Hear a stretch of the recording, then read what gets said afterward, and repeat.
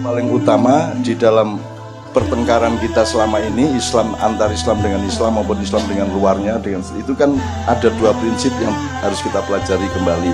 Satu, hak dan kewajiban, kewajiban dan hak. Orang tidak mengerti bahwa misalnya Anda sama istri Anda itu tidak boleh memaksa istrimu sholat, karena sholat dia itu adalah kewajiban dia kepada Allah, tidak kepada suami.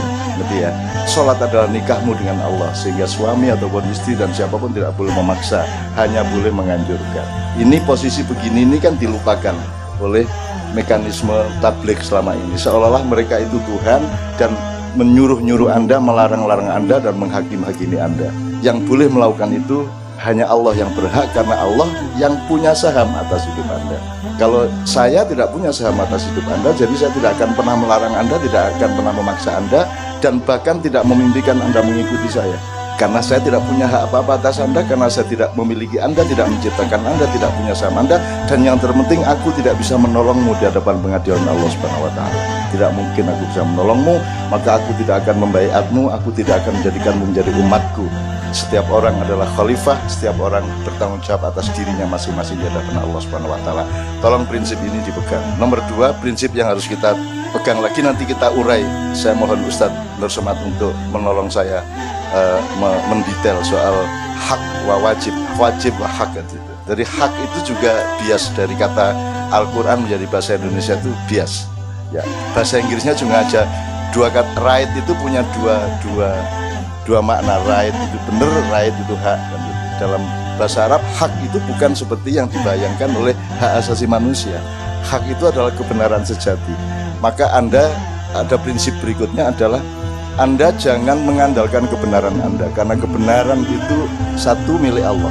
Anda dipinjami dikit-dikit. Nomor dua, itu bahan mentah dari hidupmu. Dia bukan suguhan makanan. Jadi jangan berdebat di WA untuk mempertahankan atau untuk menegakkan kebenaran Anda, karena Anda tidak punya kebenaran. Kebenaranmu hari ini bisa berbeda besok pagi. Kebenaran itu bahan mentah, ibarat orang masak. Anda masak itu berbuat baik namanya. Jadi orang itu bukan pamerkan bahan mentah di dapur. Orang itu yang disuguhkan adalah masakmu. Jadi orang dengan bekal kebenaran membuat kebaikan. Membuat kebaikan itu masak, ya.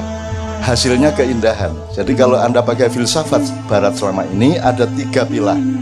Satu, kebenaran itu institusinya adalah sekolahan dan kampus.